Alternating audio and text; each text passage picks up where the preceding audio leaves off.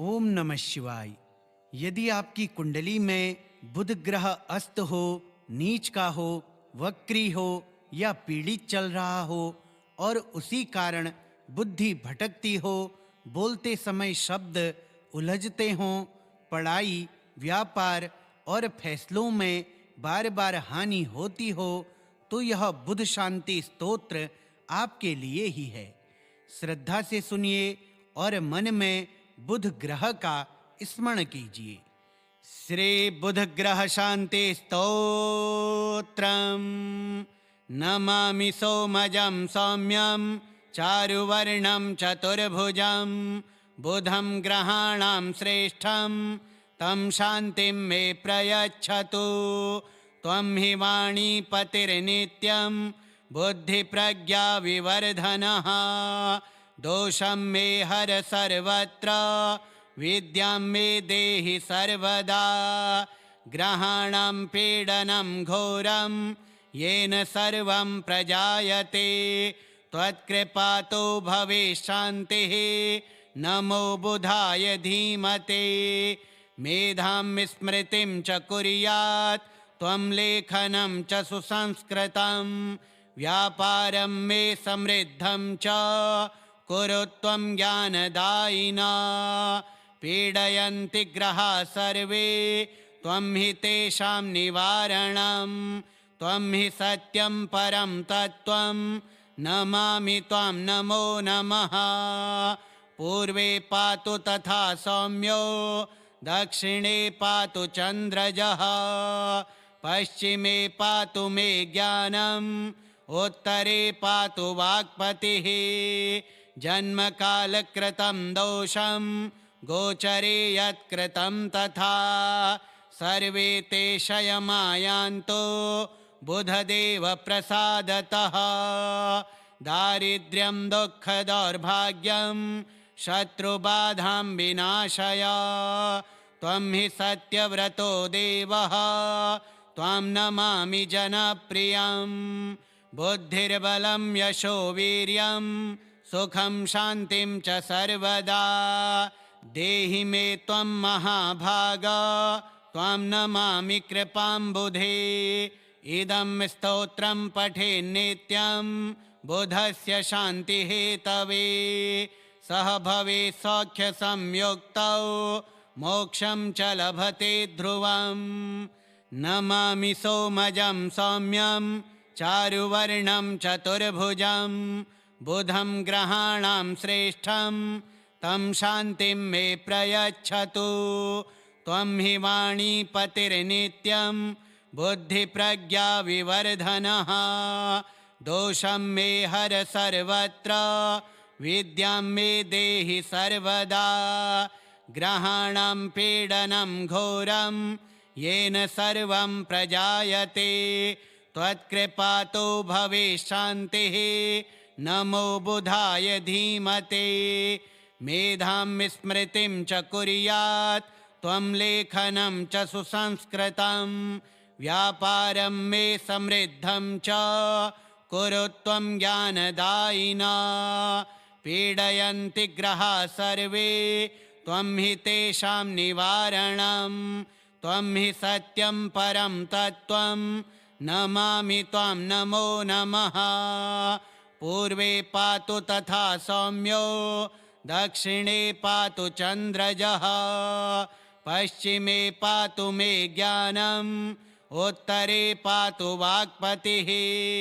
जन्मकालकृतं दोषं गोचरे यत्कृतं तथा सर्वे ते क्षयमायान्तो बुधदेव प्रसादतः। दारिद्र्यं दुःखदौर्भाग्यं शत्रुबाधां विनाशय। त्वं हि सत्यव्रतो देवः त्वां नमामि जनप्रियं। बुद्धिर्बलं यशो वीर्यं सुखं शान्तिं च सर्वदा। देहि मे त्वं महाभाग त्वां नमामि कृपाम्बुधे। इदं स्तोत्रं पठेन्नित्यं बुधस्य शान्तिहेतवे। सह भवेत् सौख्यसंयुक्तौ मोक्षं च लभते ध्रुवम्। नमामि सोमजं सौम्यं चारुवर्णं चतुर्भुजं बुधं ग्रहाणां श्रेष्ठं तं शान्तिं मे प्रयच्छतु। त्वं हि वाणीपतिर्नित्यं बुद्धिप्रज्ञाविवर्धनः। दोषं मे हर सर्वत्र विद्यां मे देहि सर्वदा। ग्रहाणां पीडनं घोरं येन सर्वं प्रजायते त्वत्कृपातो भवेत् शान्तिः। नमो बुधाय धीमते। मेधां स्मृतिं च कुर्यात् त्वं लेखनं च सुसंस्कृतं। व्यापारं मे समृद्धं च कुरु त्वं ज्ञानदायिना। पीडयन्ति ग्रहाः सर्वे त्वं हि तेषां निवारणं। त्वं हि सत्यं परं तत्त्वं नमामि त्वां नमो नमः। पूर्वे पातु तथा सौम्यो दक्षिणे पातु चन्द्रजः। पश्चिमे पातु मे ज्ञानम् उत्तरे पातु वाक्पतिः। जन्मकालकृतं दोषं गोचरे यत्कृतं तथा सर्वे ते क्षयमायान्तो बुधदेव प्रसादतः। दारिद्र्यं दुःखदौर्भाग्यं शत्रुबाधां विनाशय। त्वं हि सत्यव्रतो देवः त्वां नमामि जनप्रियं। बुद्धिर्बलं यशो वीर्यं सुखं शान्तिं च सर्वदा देहि मे त्वं महाभाग। त्वां नमामि कृपाम्बुधे। इदं स्तोत्रं पठेन्नित्यं बुधस्य शान्तिहेतवे। सह भवेत् सौख्यसंयुक्तौ मोक्षं च लभते ध्रुवम्। नमामि सोमजं सौम्यं चारुवर्णं चतुर्भुजं बुधं ग्रहाणां श्रेष्ठं तं शान्तिं मे प्रयच्छतु। त्वं हि वाणीपतिर्नित्यं बुद्धिप्रज्ञाविवर्धनः। दोषं मे हर सर्वत्र विद्यां मे देहि सर्वदा। ग्रहाणां पीडनं घोरं येन सर्वं प्रजायते त्वत्कृपातो भवेत् शान्तिः। नमो बुधाय धीमते। मेधां स्मृतिं च कुर्यात् त्वं लेखनं च सुसंस्कृतं। व्यापारं मे समृद्धं च कुरु त्वं ज्ञानदायिना। पीडयन्ति ग्रहाः सर्वे त्वं हि तेषां निवारणं। त्वं हि सत्यं परं तत्त्वं नमामि त्वां नमो नमः। पूर्वे पातु तथा सौम्यो दक्षिणे पातु चन्द्रजः। पश्चिमे पातु मे ज्ञानम् उत्तरे पातु वाक्पतिः। जन्मकालकृतं दोषं गोचरे यत्कृतं तथा सर्वे ते क्षयमायान्तो बुधदेव प्रसादतः। दारिद्र्यं दुःखदौर्भाग्यं शत्रुबाधां विनाशय। त्वं हि सत्यव्रतो देवः त्वां नमामि जनप्रियं। बुद्धिर्बलं यशो वीर्यं सुखं शान्तिं च सर्वदा देहि मे त्वं महाभाग। त्वां नमामि कृपाम्बुधे। इदं स्तोत्रं पठेन्नित्यं बुधस्य शान्तिहेतवे। सह भवेत् सौख्यसंयुक्तौ मोक्षं च लभते ध्रुवम्। नमामि सोमजं सौम्यं चारुवर्णं चतुर्भुजं बुधं ग्रहाणां श्रेष्ठं तं शान्तिं मे प्रयच्छतु। त्वं हि वाणीपतिर्नित्यं बुद्धिप्रज्ञाविवर्धनः। दोषं मे हर सर्वत्र विद्यां मे देहि सर्वदा। ग्रहाणां पीडनं घोरं येन सर्वं प्रजायते त्वत्कृपातो भवेत् शान्तिः। नमो बुधाय धीमते। मेधां स्मृतिं च कुर्यात् त्वं लेखनं च सुसंस्कृतं। व्यापारं मे समृद्धं च कुरु त्वं ज्ञानदायिना। पीडयन्ति ग्रहाः सर्वे त्वं हि तेषां निवारणं। त्वं हि सत्यं परं तत्त्वं नमामि त्वां नमो नमः। पूर्वे पातु तथा सौम्यो दक्षिणे पातु चन्द्रजः। पश्चिमे पातु मे ज्ञानम् उत्तरे पातु वाक्पतिः। जन्मकालकृतं दोषं गोचरे यत्कृतं तथा सर्वे ते क्षयमायान्तो बुधदेव प्रसादतः। दारिद्र्यं दुःखदौर्भाग्यं शत्रुबाधां विनाशय। त्वं हि सत्यव्रतो देवः त्वां नमामि जनप्रियं। बुद्धिर्बलं यशो वीर्यं सुखं शान्तिं च सर्वदा देहि मे त्वं महाभाग। त्वां नमामि कृपाम्बुधे। इदं स्तोत्रं पठेन्नित्यं बुधस्य शान्तिहेतवे। सह भवेत् सौख्यसंयुक्तौ मोक्षं च लभते ध्रुवम्। नमामि सोमजं सौम्यं चारुवर्णं चतुर्भुजं। बुधं ग्रहाणां श्रेष्ठं तं शान्तिं मे प्रयच्छतु। त्वं हि वाणीपतिर्नित्यं बुद्धिप्रज्ञा विवर्धनः। दोषं मे हर सर्वत्र विद्यां मे देहि सर्वदा। ग्रहाणां पीडनं घोरं येन सर्वं प्रजायते। त्वत्कृपातो भवेत् शान्तिः। नमो बुधाय धीमते। मेधां स्मृतिं च कुर्यात् त्वं लेखनं च सुसंस्कृतं। व्यापारं मे समृद्धं च कुरु त्वं ज्ञानदायिना। पीडयन्ति ग्रहाः सर्वे त्वं हि तेषां निवारणं। त्वं हि सत्यं परं तत्त्वं नमामि त्वां नमो नमः। पूर्वे पातु तथा सौम्यो दक्षिणे पातु चन्द्रजः। पश्चिमे पातु मे ज्ञानम् उत्तरे पातु वाक्पतिः। जन्मकालकृतं दोषं गोचरे यत्कृतं तथा सर्वे ते क्षयमायान्तो बुधदेव प्रसादतः। दारिद्र्यं दुःखदौर्भाग्यं शत्रुबाधां विनाशय। त्वं हि सत्यव्रतो देवः त्वां नमामि जनप्रियं। बुद्धिर्बलं यशो वीर्यं सुखं शान्तिं च सर्वदा देहि मे त्वं महाभाग। त्वां नमामि कृपाम्बुधे। इदं स्तोत्रं पठेन्नित्यं बुधस्य शान्तिहेतवे। सह भवेत् सौख्यसंयुक्तौ मोक्षं च लभते ध्रुवम्। नमामि सोमजं सौम्यं चारुवर्णं चतुर्भुजं।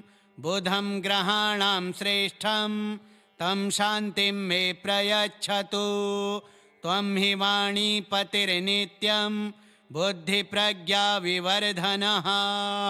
दोषं मे हर सर्वत्र विद्यां मे देहि सर्वदा।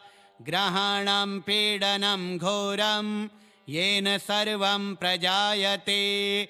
त्वत्कृपातो भवेत् शान्तिः। नमो बुधाय धीमते। मेधां स्मृतिं च कुर्यात् त्वं लेखनं च सुसंस्कृतं।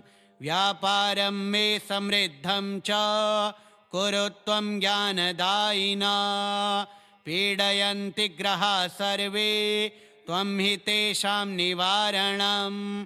त्वं हि सत्यं परं तत्त्वं नमामि त्वां नमो नमः।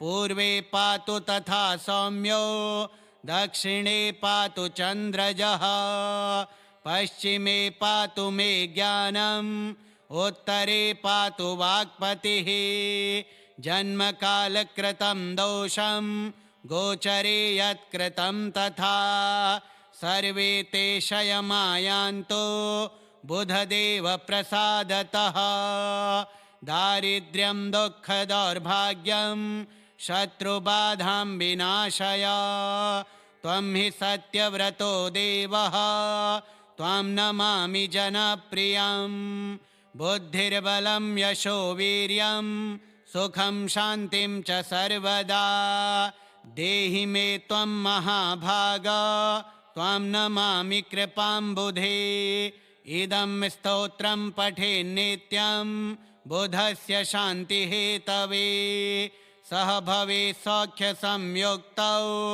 मोक्षं च लभते ध्रुवम् नमामि सोमजं सौम्यं चारुवर्णं चतुर्भुजं बुधं ग्रहाणां श्रेष्ठं तं शान्तिं मे प्रयच्छतु त्वं हि वाणीपतिर्नित्यं बुद्धिप्रज्ञाविवर्धनः दोषं मे हर सर्वत्र विद्यां मे देहि सर्वदा ग्रहाणां पीडनं घोरं येन सर्वं प्रजायते त्वत्कृपातो भवेत् शान्तिः नमो बुधाय धीमते मेधां स्मृतिं च कुर्यात् त्वं लेखनं च सुसंस्कृतं व्यापारं मे समृद्धं च कुरु त्वं ज्ञानदायिना पीडयन्ति ग्रहाः सर्वे त्वं हि तेषां निवारणं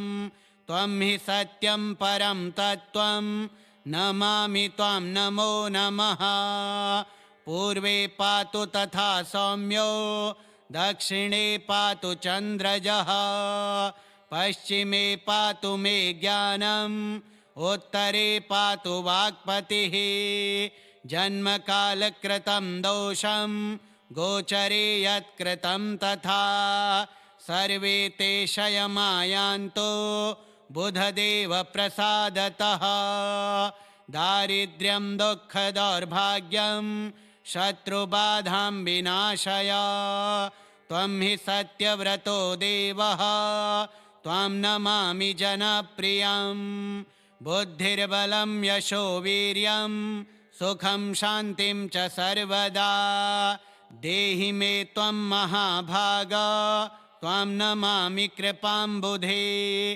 इदं स्तोत्रं पठेन्नित्यं बुधस्य शान्तिहेतवे सह भवेत् सौख्यसंयुक्तौ मोक्षं च लभते ध्रुवम् नमामि सोमजं सौम्यं चारुवर्णं चतुर्भुजं बुधं ग्रहाणां श्रेष्ठं तं शान्तिं मे प्रयच्छतु त्वं हि वाणीपतिर्नित्यं बुद्धिप्रज्ञाविवर्धनः दोषं मे हर सर्वत्र विद्यां मे देहि सर्वदा ग्रहाणां पीडनं घोरं येन सर्वं प्रजायते त्वत्कृपातो भवेत् शान्तिः नमो बुधाय धीमते मेधां स्मृतिं च कुर्यात् त्वं लेखनं च सुसंस्कृतं व्यापारं मे समृद्धं च कुरु त्वं ज्ञानदायिना पीडयन्ति ग्रहाः सर्वे त्वं हि तेषां निवारणं त्वं हि सत्यं परं तत्त्वं नमामि त्वां नमो नमः पूर्वे पातु तथा सौम्यो दक्षिणे पातु चन्द्रजः पश्चिमे पातु मे ज्ञानम् उत्तरे पातु वाक्पतिः जन्मकालकृतं दोषं गोचरे यत्कृतं तथा सर्वे ते क्षयमायान्तो बुधदेव प्रसादतः दारिद्र्यं दुःखदौर्भाग्यं शत्रुबाधां विनाशय त्वं हि सत्यव्रतो देवः त्वां नमामि जनप्रियं बुद्धिर्बलं यशो वीर्यं सुखं शान्तिं च सर्वदा। देहि मे त्वं महाभाग त्वां नमामि कृपाम्बुधे। इदं स्तोत्रं पठेन्नित्यं बुधस्य शान्तिहेतवे। सह भवेत् सौख्यसंयुक्तौ मोक्षं च लभते ध्रुवम्। नमामि सोमजं सौम्यं चारुवर्णं चतुर्भुजं बुधं ग्रहाणां श्रेष्ठं तं शान्तिं मे प्रयच्छतु। त्वं हि वाणीपतिर्नित्यं बुद्धिप्रज्ञाविवर्धनः। दोषं मे हर सर्वत्र विद्यां मे देहि सर्वदा। ग्रहाणां पीडनं घोरं येन सर्वं प्रजायते त्वत्कृपातो भवेत् शान्तिः। नमो बुधाय धीमते। मेधां स्मृतिं च कुर्यात् त्वं लेखनं च सुसंस्कृतं। व्यापारं मे समृद्धं च कुरु त्वं ज्ञानदायिना। पीडयन्ति ग्रहाः सर्वे त्वं हि तेषां निवारणं। त्वं हि सत्यं परं तत्त्वं नमामि त्वां नमो नमः। पूर्वे पातु तथा सौम्यो दक्षिणे पातु चन्द्रजः। पश्चिमे पातु मे ज्ञानम् उत्तरे पातु वाक्पतिः। जन्मकालकृतं दोषं गोचरे यत्कृतं तथा सर्वे ते क्षयमायान्तो बुधदेव प्रसादतः। दारिद्र्यं दुःखदौर्भाग्यं शत्रुबाधां विनाशय। त्वं हि सत्यव्रतो देवः त्वां नमामि जनप्रियं। बुद्धिर्बलं यशो वीर्यं सुखं शान्तिं च सर्वदा। देहि मे त्वं महाभाग त्वां नमामि कृपाम्बुधे। इदं स्तोत्रं पठेन्नित्यं बुधस्य शान्तिहेतवे। सह भवेत् सौख्यसंयुक्तौ मोक्षं च लभते ध्रुवम्।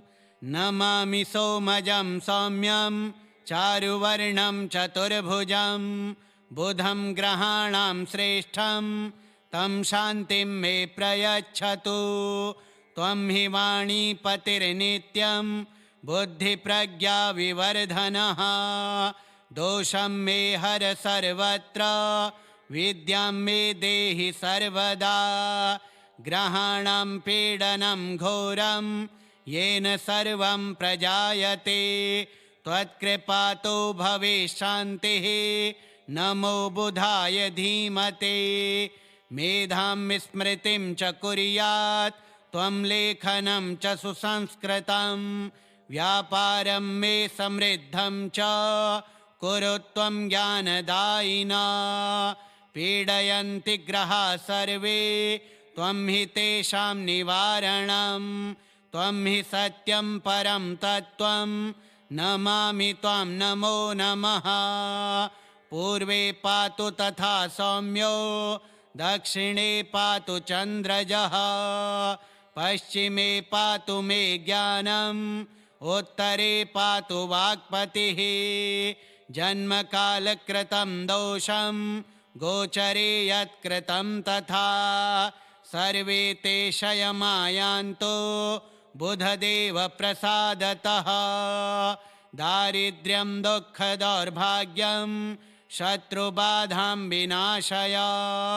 त्वं हि सत्यव्रतो देवः त्वां नमामि जनप्रियं।